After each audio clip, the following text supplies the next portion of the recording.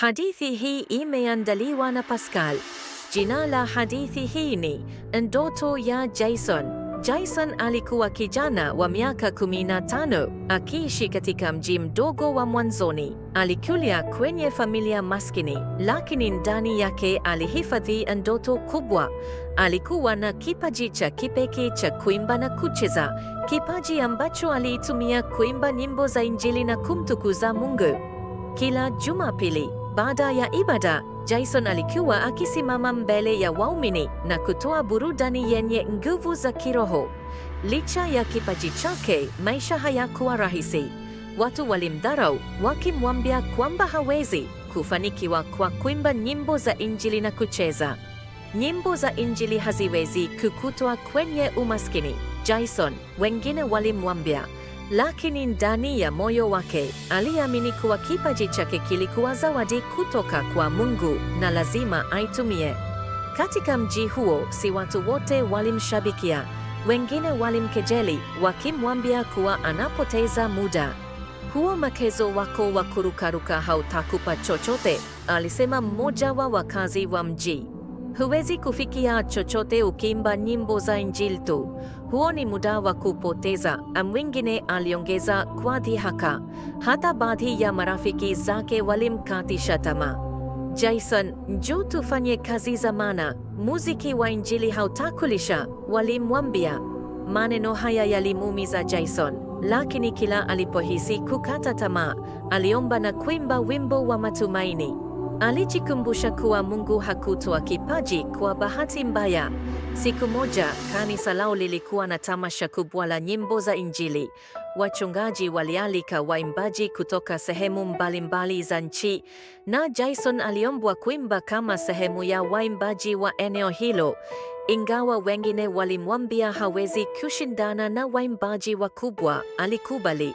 Alipoingia jukwani, aliimba wimbo wake wa Injili wenye ujumbe wa matumaini, akiimba kwa hisia na kucheza kwa ustadi wa hali ya juu. Sauti yake na hatua zake za kucheza ziliwachangamsha watu wote. Hakukuwa na mtu aliyebaki ameketi. Kila mtu alisimama na kupiga makofi kwa shangwe. Katika umati huo, kulikuwa na mtayarishaji wa muziki maarufu wa Injili, Bowie Mwema. Alivutiwa na kipaji cha Jason na kumfuata baada ya tamasha. Jason, Mungu ameweka nuru ya kipekee ndani yako. Unastahili jukwaa kubwa zaidi, alisema Bu Mwema. Bu Mwema alimchukua Jason studio, ambapo alirekodi wimbo wake wa kwanza wa Injili, Simama Imara. Wimbo huo ulivuma haraka na jina la Jason likaanza kujulikana kote nchini. Hata hivyo, safari ya Jason haikuwa rahisi. Alikumbana na changamoto nyingi, ikiwemo dhihaka kutoka kwa watu waliomkosoa awali. Kijana wa kucheza, anafikiria ataendelea kwa muda gani? Walimkejeli wengine, lakini Jason hakujibu kwa maneno. Aliendelea kufanya kazi kwa bidii na kutoa nyimbo zaidi, kila moja ikiwa na ujumbe wa kumtukuza Mungu na kuwapa matumaini wengine. Miaka miwili baadaye, Jason alikuwa mmoja wa waimbaji wa Injili maarufu nchini. Alishinda tuzo kubwa ya muziki wa Injili na alipanda jukwani kutoa shukrani. Niliambiwa siwezi, niliambiwa ndoto zangu ni ndogo, lakini Mungu hakutuumba kwa bahati mbaya. Ndoto yangu ilikuwa zawadi, na leo ninasimama hapa si kwa sababu yangu, bali kwa sababu nilikataa kukata tamaa. Jason hakusahau alikotoka. Alianzisha programu ya kusaidia vijana wenye vipaji vya kuimba na kucheza nyimbo za Injili, akiwaambia, Mungu ameweka kitu cha kipekee ndani ya kila mmoja wenu.